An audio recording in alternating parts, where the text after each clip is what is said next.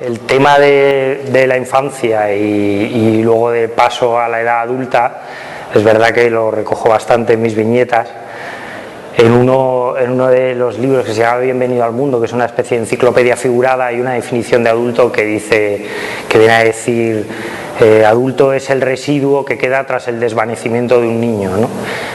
Es algo así, o sea, vendría a ser como, a mi modo de ver, la infancia o el niño o la niña poseen, digamos, todo el potencial humano indefinido, pero también inmedible, y digamos, conforme va sucediendo el proceso educativo, no solo el de la escuela, sino también el de la sociedad, pues ese ser inconcreto y con infinitas posibilidades se va, digamos, metiendo como un flan en unos moldecitos y al final queda, digamos, listo para consumir o para ser consumidor en el caso de la sociedad actual.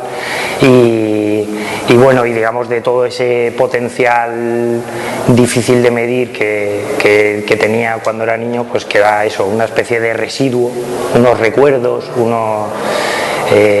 esto, bueno, visto de un modo así un poco cáustico, pero viene a ser en esencia algo así. En cuanto al tema de la adolescencia como proceso, digamos, de bisagra entre la niñez y la adultez, pues claro, es un momento crucial. Yo aún creo que en el adolescente late aún mucho de las posibilidades que hay en los niños, porque es el momento de que esa curiosidad del niño madura digamos, en una mente más compleja, más racional.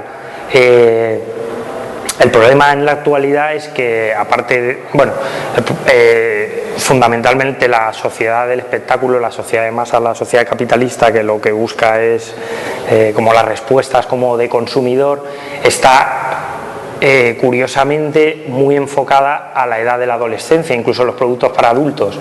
Está muy afilado el marketing, la publicidad, los creativos, con lo cual, claro, pues si ya los adultos hacemos como un retroceso a la adolescencia en el peor de los sentidos, pues los adolescentes, digamos, que deben de sufrir un impacto muy bestial, ¿no? Aún así creo que como son aún un poco maleables, si tuvieran ciertas influencias positivas a lo mejor podrían resistir a esta embestida, ¿no?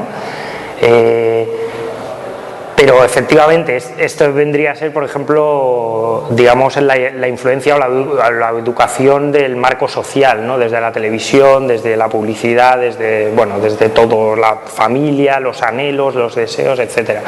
Pero claro, luego habría que pensar hasta qué punto también eso está marcado desde la escuela, ¿no? O sea, cabría plantearse hasta qué punto la educación como la concebimos actualmente tiene sentido, ¿no? O es buena para el desarrollo de la humanidad. Yo, justamente, que vengo leyendo un libro de Ivan Illich, él hizo un libro que se llama La sociedad desescolarizada, y su tesis, la verdad, que bastante polémica, claro, a día de hoy, con las percepciones que tenemos tan ingenuas, ¿no? Porque digamos que vivimos en una especie de momento, en una encrucijada entre de maldad estructural e ingenuidad de la persona, ¿no? Del individuo. Y él habla justamente de que la educación viene a ser, en nuestras sociedades modernas, una fabricación de consumidores, que es la unidad, digamos, de medida de nuestra sociedad, ¿no? De hecho, él hace una definición de lo que es la educación, que dice algo así como asistencia obligada de grupos no inferiores de 15 ni superiores de 50 de jóvenes de determinada edad en torno a un sujeto llamado docente, que simplemente tiene un nivel mayor de escolarización. O sea, viene a ser algo así como un ejército, o sea, una disciplina. Entonces el cabo o el sargento enseña a los cadetes, o sea, la estructura misma ya está de por sí viciada, ¿no? El disciplinamiento, la estructura, o sea, la disposición de los alumnos en la clase, ya por no entrar en los contenidos, los exámenes, los deberes, etcétera. O sea, es que todo es un proceso, sobre todo, aparte de fabricar consumidores, es que es profundamente estéril en sus mejores propósitos, que son los de instruir o dar contenido para que los alumnos conozcan, aumentar los conocimientos, ¿no? En ese sentido, o sea que es doblemente triste un poco la misión de la educación actualmente. Dentro de los ejemplos positivos que efectivamente se le pueden seguir dando a los alumnos y que probablemente no tienen por qué venir de hecho desde la escuela, sino que pueden venir desde cualquier persona que nos pueda influir o contarnos algo, o con quien nos crucemos, etcétera. En el caso de esta viñeta que alude a Claude Ederle, que es uno de los pilotos que lanzó la bomba de Hiroshima,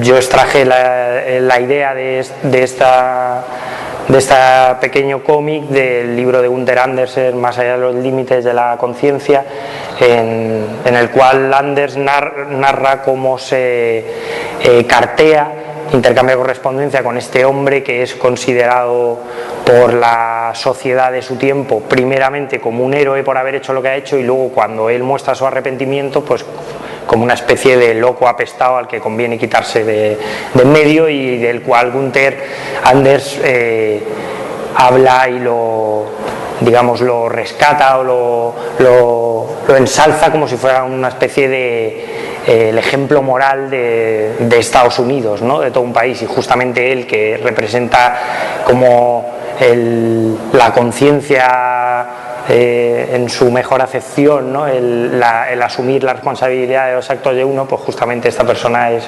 retirada de la circulación, ¿no? Por las autoridades yanquis, ¿no?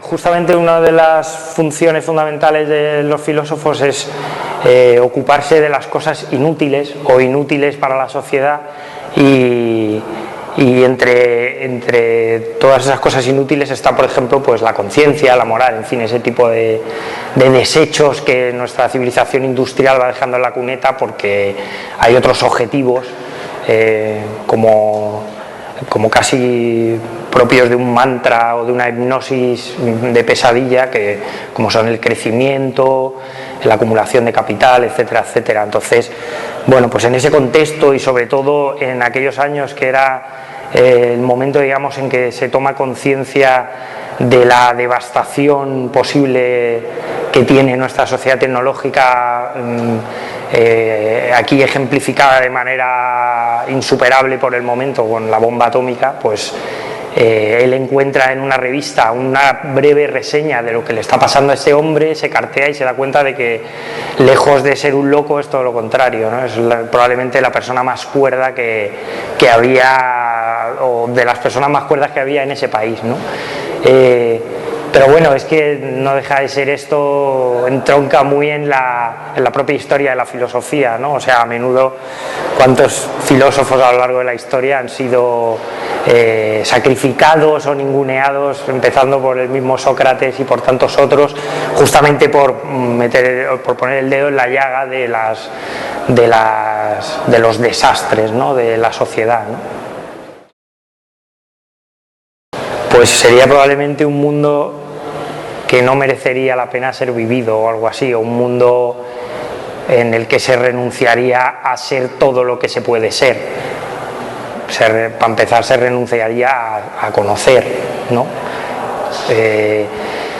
Claro, digamos que es que por lo general la estructura humana en la que solemos funcionar desde el principio de los tiempos, y que suele ser una estructura jerárquica de poder, etcétera, un poco zombie, pues bueno, lo último que interesa a nadie, o por lo menos a la estructura misma, es plantear ninguna duda, ¿no? O sea, y siempre hay una certeza como un vector que mueve todo. Entonces, claro, una disciplina como esta, que plantea justamente una duda constante, es algo totalmente inservible cuando se cree que existen otros propósitos más importantes que ello, ¿no?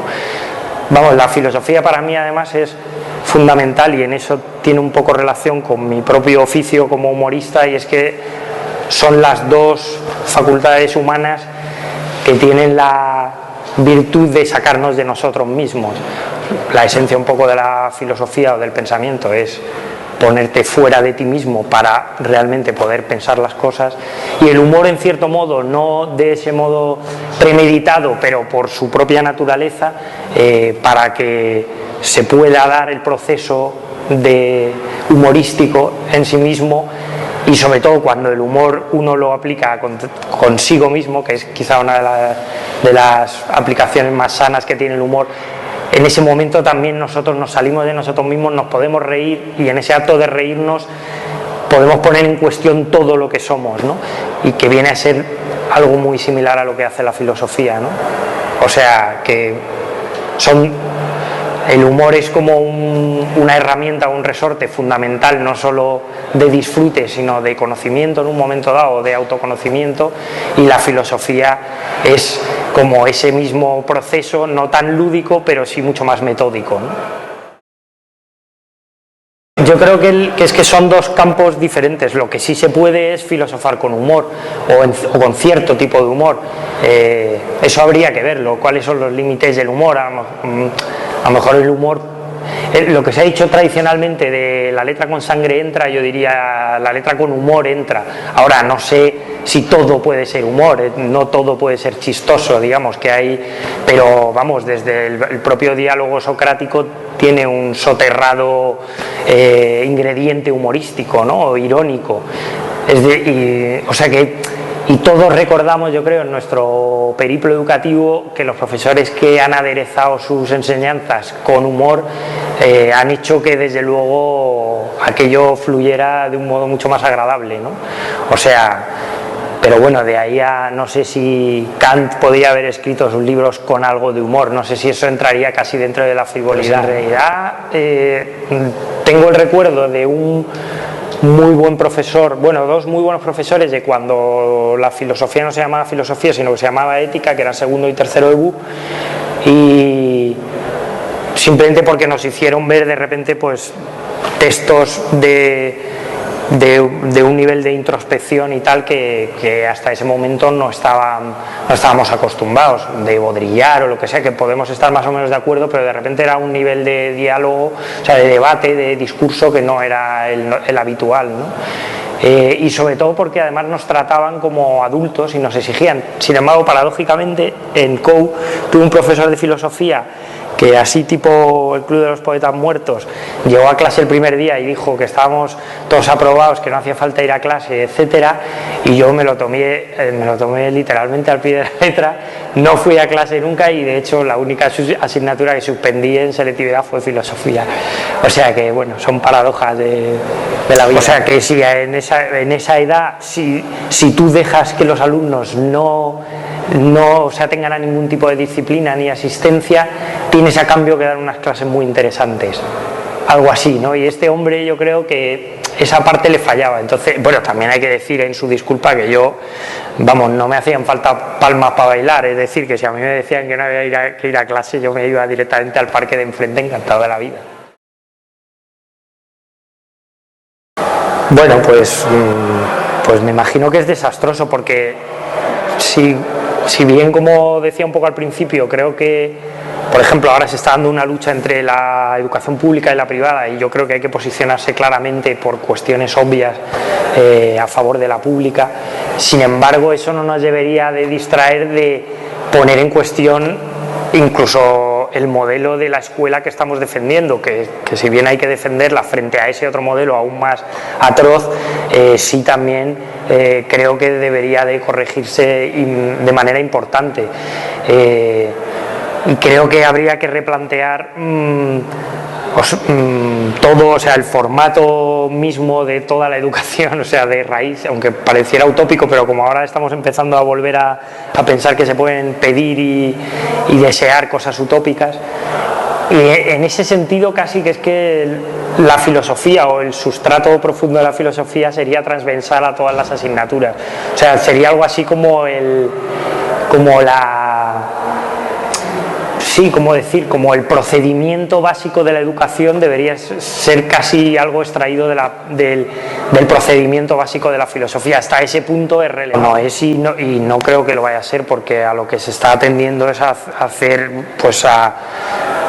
unas fábricas de técnicas aplicadas a la pobreza, digamos, del trabajo actual, que es, pues bueno, de técnicas de trabajar con unos sistemas informáticos para organizar este mundo absurdo, ¿no? O sea, que efectivamente ya no hay una preocupación ni por la formación de la persona ni por la adquisición de conocimientos. Lo que hay es primero tener a los chavales ahí arrumbados para que no engrosen las filas del paro, y luego pues un adoctrinamiento para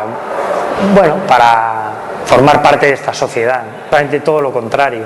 O sea, adoctrina la televisión, adoctrina la publicidad, adoctrina nuestros modos de vida, ¿no?